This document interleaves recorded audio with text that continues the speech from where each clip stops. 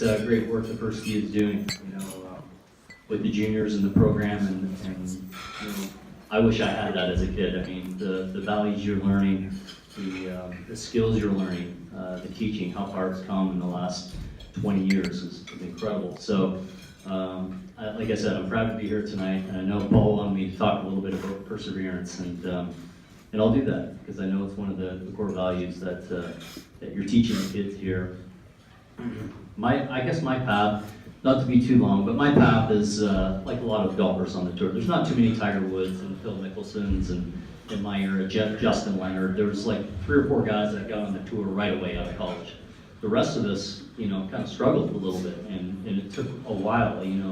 The game has changed so much now that the younger players are taught their techniques so much better, and you see a lot more success from younger players early. But in my era, it took a while. And when I first turned pro, as Paul said, I came here to BYU. Coach Tucker recruited me at BYU, and that's one of the main reasons I stayed here. I was so close to the program down at BYU and Carl Tucker that I made my home here. And so out of college, we had qualifying school to get on the PGA Tour in the fall, and as he said, I missed 6 times, and there's no second chance thing. After you miss Q school, you got to figure out what you're going to do for your job for the year. So I played a lot in Asia, Australia. I played the Canadian Tour. I played mini tours. I played all over the world, just trying to get my game better, and always trying to figure out what the best players were doing, and try to implement that into my own game. Which, I learned from Carl at BYU. He was always adamant about, Mike, just sit when you're out on tour, when you turn pro, sit with the guys who are always positive, guys talking about how much they like the golf course, how much they like the city, how good they're putting, not the guys who are complaining about the greens are bumpy or course is too hard.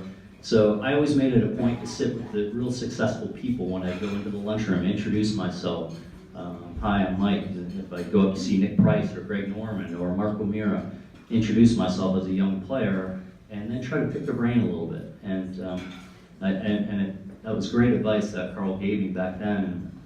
So it was those years of kind of going through the qualifying schools of figuring it out. And I guess, the story of perseverance is I always felt that I would get on the PGA Tour. My game just wasn't good enough at that point, but I had it mentally. Like I saw myself there. So that dream always stayed with me, even when I was struggling. So my technique started to refine. I started to get a little cleaner with my game. My driving started to get better. My putting started to get better. And kids, it's all about the little things. Keep working on your short game. Keep working on the technique that your coach is working with you on, whatever that is. And keep chipping away. Even if you don't see the immediate results, you keep with it and stick to it. It's very easy to jump to something different, because that's what Jason Day is doing. Or maybe Tiger's working on that. Maybe I should jump with that. But stick with what your coach is doing. And even if you're seeing little small incremental results, those keep building over time, and then you start having some really good success. Like I said, you might have a diamond in the rough that person is, a world beater. A John Rahm, for example, on the PGA Tour right now, a 22-year-old kid from Spain who's right out of college, right out there winning. But that's not the norm, and that certainly wasn't my path. My path was working hard, figuring it out. What am I doing wrong? What are my good things? Let's cultivate those. But the things I need to work on, let's build those. Let's get better at those, and not be afraid to look at myself in the mirror and say, well, I'm not doing this aspect of my game very well. I better work a little bit harder at that. So, in a nutshell, that's kind of been my mentality. Still my mentality, and I guess along with that, kids, is that I love the game. So I think. And Michelle, my girlfriend here, has heard me say this a lot, that you don't give up what you love, you find the love in what you do. And I love golf, and I still love it. I love to compete, I love to practice. And if that doesn't go away, whether it's playing with my friends or playing on the tour, I want to play good, and I want to work on my game. So that's why you see me out there at Willow Creek or Hidden Valley or Salt Lake Country Club working on my game, because I love it still.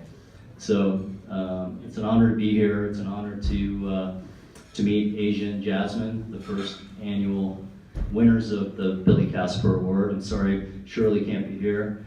Byron's pleasure to see you again, and glad you made it up from San Diego. And the Casper family has been fantastic. Your father, when I was at the Masters and able to sit with him, we had many talks after a round, whether I played good or bad, just to sit with your dad and chat with him about the game and how the game's evolved. And now to be in that position a little bit myself with some of the younger guys and see how the game's evolved and talk about that with, Adam Scotts and now Sergio Garcia in the room and to sit around and, be with your dad and Arnold Palmer and Jack Nicklaus. It's beyond my wildest dreams that I would ever have gotten there. But that's what hard work and perseverance can do. Your dreams can come true. So, again, it's an honor, and I'll pass it back over to Paul.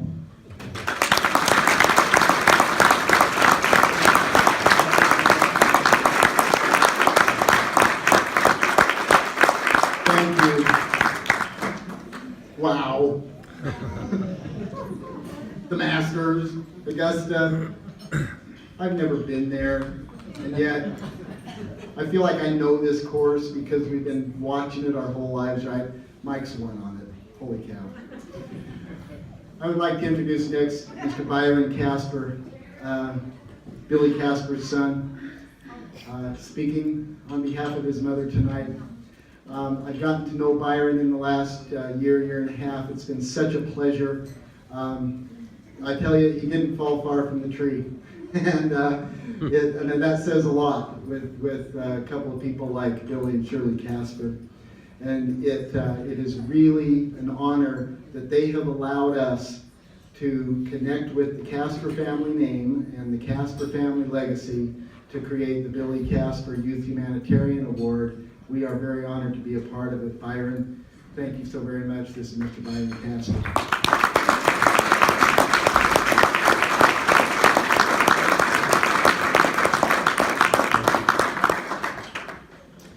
Well, I was supposed to have a lot more family members here, but I can see that the flu has affected Utah the same as San Diego, so probably better that they're not here. There's so many things that I would like to say about junior golfers and the importance of junior golf in all of our lives. But I would be remiss without first saying a big thank you to Paul and his staff for what they are able to do with the first team here in Utah. I'm involved in the first team in San Diego and Pro Kids a little bit, and it's only recently that I've really seen what they have done here. It's just remarkable. So maybe if it's appropriate, give a round of applause to Paul and his team.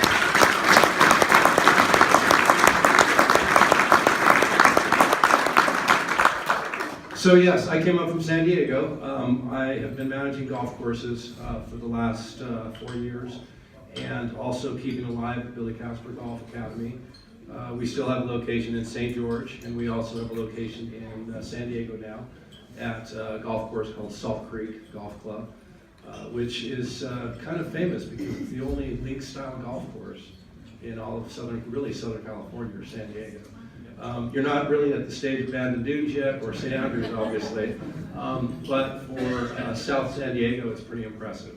And so I urge everybody that comes to San Diego to please let me know, and I'd love to give you a free round of golf on me and on my family at that golf course. My dad came from virtually nothing, and I know a lot of people here have read his book. But for those that didn't, I'll try to make it very brief, and the importance of junior golf on his life. He didn't have shoes until he was 7 years old. He was part of what I like to call as, sorry, this microphone's a little bit funny, but I like to call it the Grapes of Wrath generation, because he literally traveled with his family wherever they could get work. So his first experience on a golf course was with full-size golf clubs, hitting golf balls in sand to greens made of oil and sand until they were greened flat out in the deserts of New Mexico. And from there, when you look at everything that he did in his life, Tiger Woods took his number 6 spot, so he's now number 7 in the world of tournaments won. But how does a kid that didn't have shoes until he was 7 years old, how does he become friends with princes, kings, and does so much in his career? It's because of what Mike said, perseverance. If you believe in what you're doing, you have passion for what you're doing, and you persevere, I would hazard to guess that 9 out of 10 times you're going to get there. So the First Tee organization is so important for children because it's not just about golf, it's about life. And I know that my father would say, if he was here, that he wished he had had a First Tee in his life. But he would say this, and that is that golf saved him. He'd say first golf saved him, then Shirley saved him. And Shirley being my mom. And knowing my mom, I agree. She did save him. And she gave my father the ability to go out and do what he did best, and that is love people and play great golf. And because of that, this incredible life that we have had as a family, and again, as a man that started with virtually nothing and rose to great heights, and not once did he ever forget where he came from. You know, as a kid growing up, Chula Vista, Bonita, everybody used to always say, here in Utah as well as down in San Diego, why doesn't your dad move to Rancho Santa Fe? Why doesn't he move to La Jolla? Why doesn't he move up to Salt Lake? Why doesn't he move to these really exclusive areas? But my father never in his entire life moved further away than 3 miles from the San Diego Country Club, except for Utah, obviously. And the reason he did that is because he was always in touch with who he was and where he started and where he came from. And he passed that on to his children. And I could keep you guys entertained for hours with some of the experiences that I've been fortunate enough to have because of who my father and mother are. But not once did Billy Casper or Shirley Casper let any of their children or anybody around them forget the importance of giving back.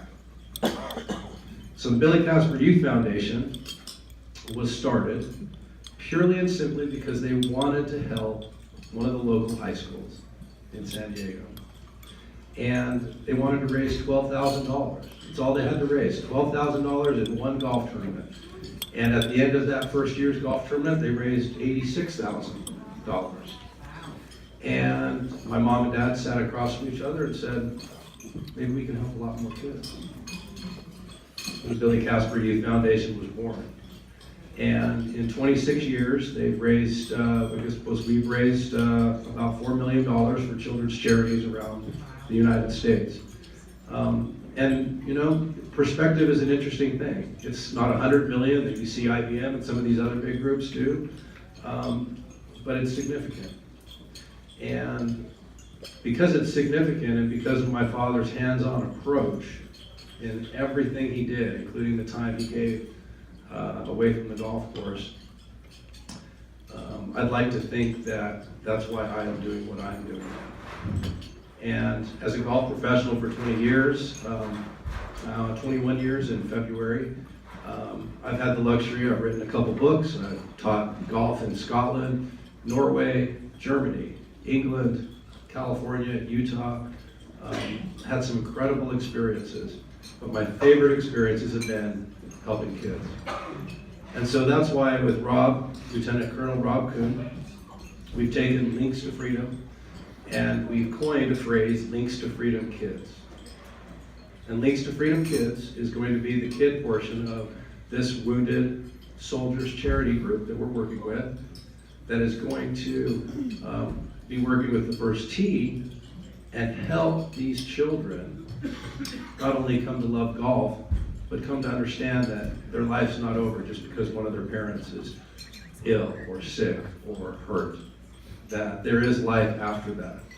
And I have seen personally experiences that would blow your mind with children wanting to be around their parents again. It's amazing. And so I'm super, super grateful to be part of Links to Freedom, Links to Freedom Kids. I'm super, super happy to be involved with Paul and the First Tee here in Utah to test this out and see how much good we can help. And so I think that now would probably be an appropriate time to say thank you to everybody that's here. Because everybody here loves kids, or else you wouldn't be here. And you believe in the program. And so I hope that all of us can make a difference, both here in Utah, San Diego, the other areas where we've got Links to Freedom chapters in Virginia and in Maryland, And as we grow this across the country, we're going to also help grow the First Tee as part of a group that can help make a difference in all kids' lives. So again, Paul, thank you so much. It's a pleasure to know Paul on a personal level and a business level. And again, thank you so much for inviting us here. Thank you for honoring my father. He's my hero, has been from the moment I knew what a hero was. And I had the pleasure of being his business partner, his friend, and his student, on top of being his son. And that's something that I will never, ever forget as long as I live. Thank you very much.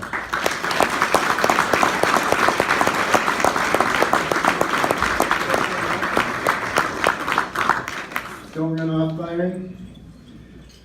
It is time now to present the Billy Casper Youth Humanitarian Award for 2018, the inaugural Billy Casper Youth Humanitarian Award.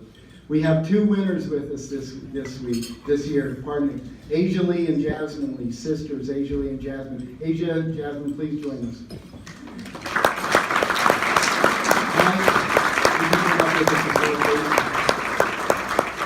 Let me tell you about Asia and Jasmine and what they've done and why they are being honored.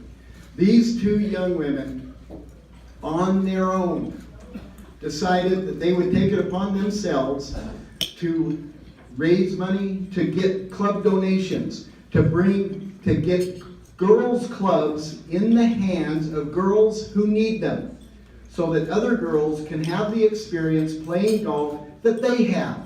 These are a couple of terrific players. They're a couple of wonderful kids. They're going to be incredible adults. They're First Tee kids. We are so proud of them. We are so honored that they're a part of our program, that they're First Tee kids. Girls on Par is their organization that they have started, that they conceived, that they made happen. Girls on Par. Let's give it up.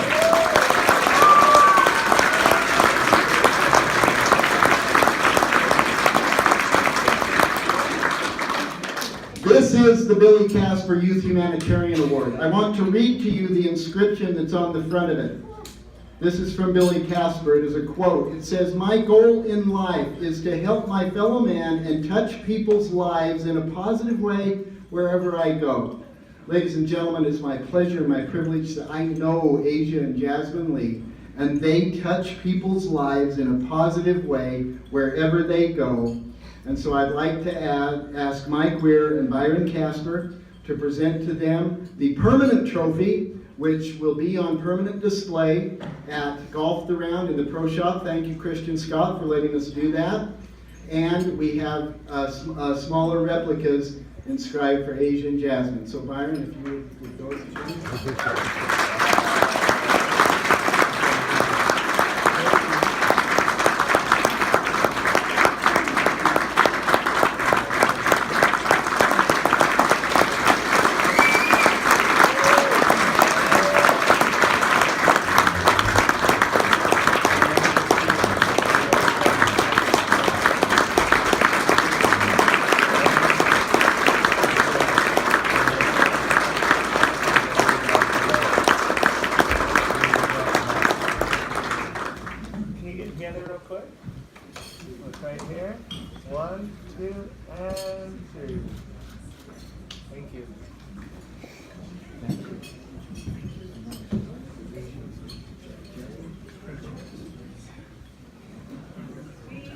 Yeah, we're going to hear from you.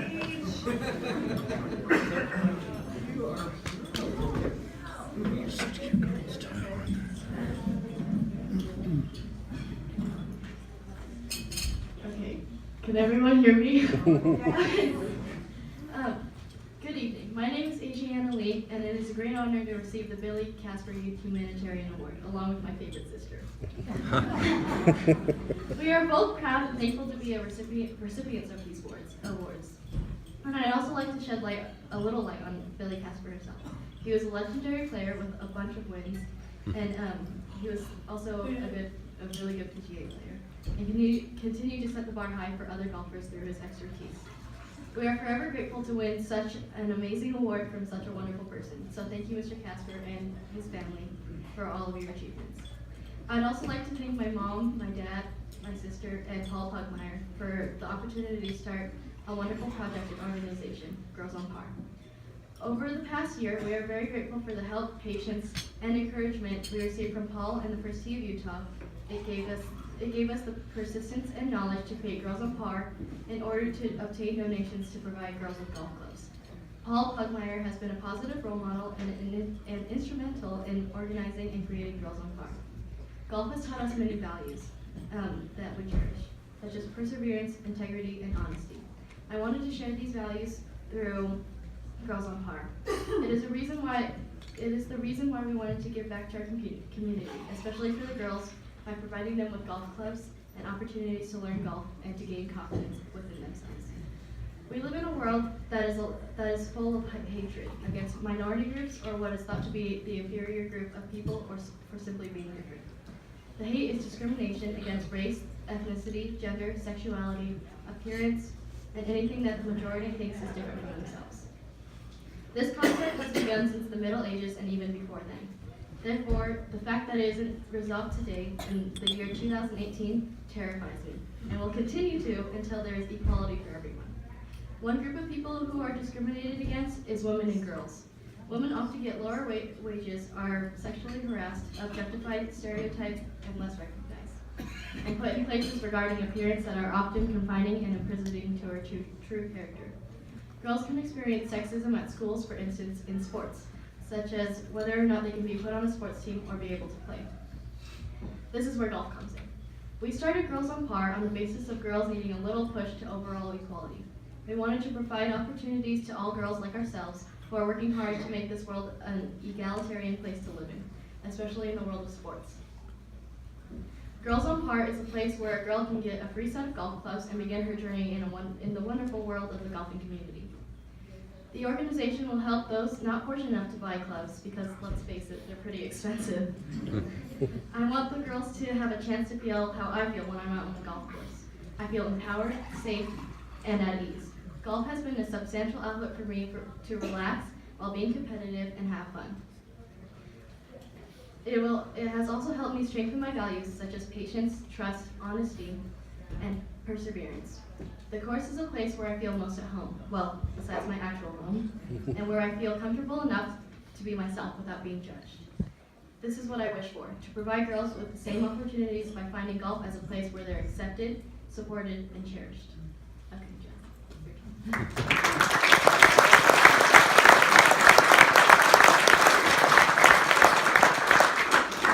Hi, my name is Jasmine, and I first started golf when I was 4, because I saw my sister, she was playing golf, and it looked really fun. So I decided to play golf too. Golf is a challenge, and I've worked very hard to get here. I made it this far, and it's been a great journey. My sister's the brains of the family, so she's the one who first came up with Girls on Par. I'm the artistic one, so I just helped design the logo. I love golf because it taught me to be responsible, be respectful, be honest, to persevere, and to display sportsmanship. Golf is an amazing sport, and it has been an amazing experience. I love golf because it is fun, and the main thing I love about it is spending time with my family and beating my sister.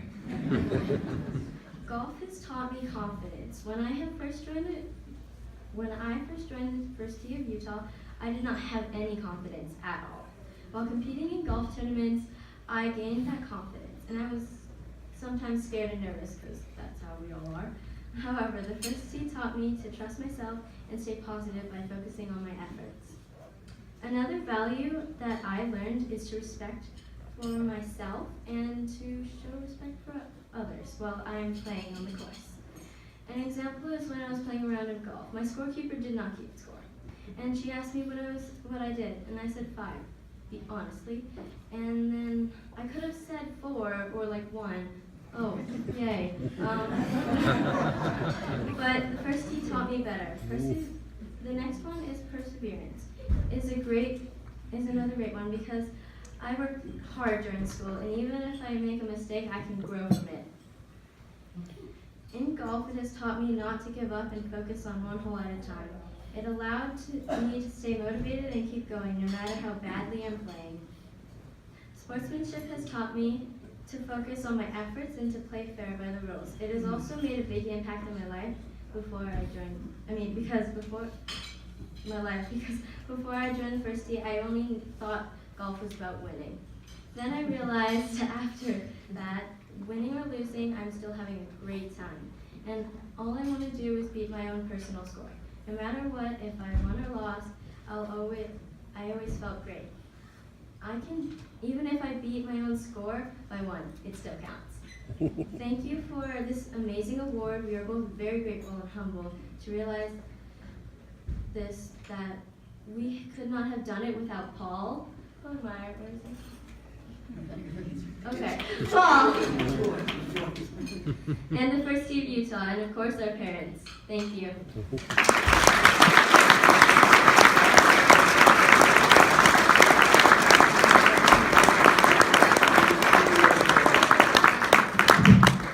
Any questions? Yeah.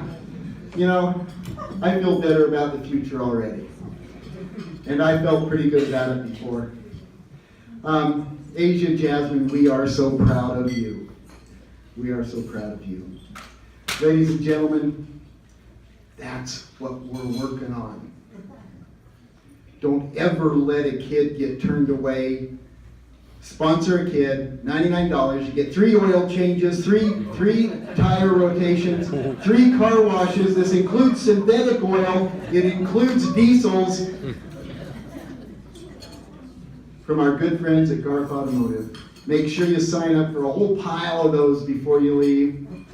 Take a look at those centerpieces.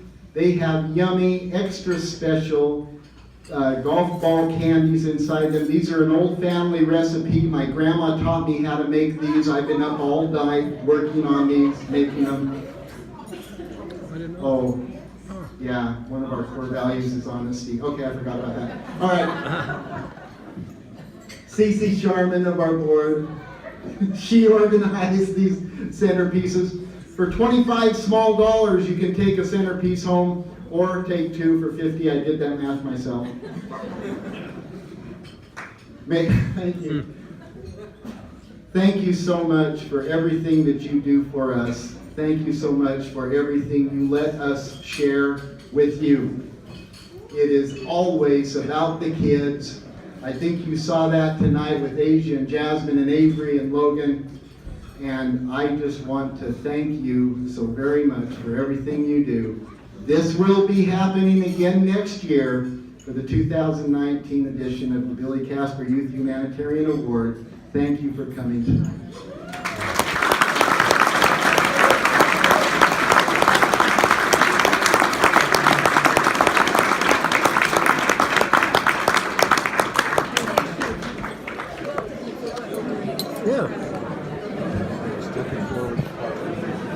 You guys keep that with your family, and you guys, both of you guys. Yeah, wish I had more, but we received a challenge coin this week. You did? Where from? From Washington, D.C. She's a trooper. For our company. We had one of those things. I was aware that you gotta just take the time that you got with them. Yep. Living in Scotland for so long. He was our guest, one of our guest speakers. Yeah, he used to be the chairman of the Joint Chiefs. Yeah. When I came back, because it was 12 years I was away from Ghana. Very plain-spoken man. I man. think him and I would have gone into business together had I not disappeared a long way and then come back. He's kind of my own man, so to speak. He fell out, didn't he? He fell off a ladder or out of a tree or something like I get up here at least once a month for about a week today. In fact, we thought we lost it. About my tour career. Because of that. 50 in a couple weeks. I mean, it really hurt him bad. Yeah.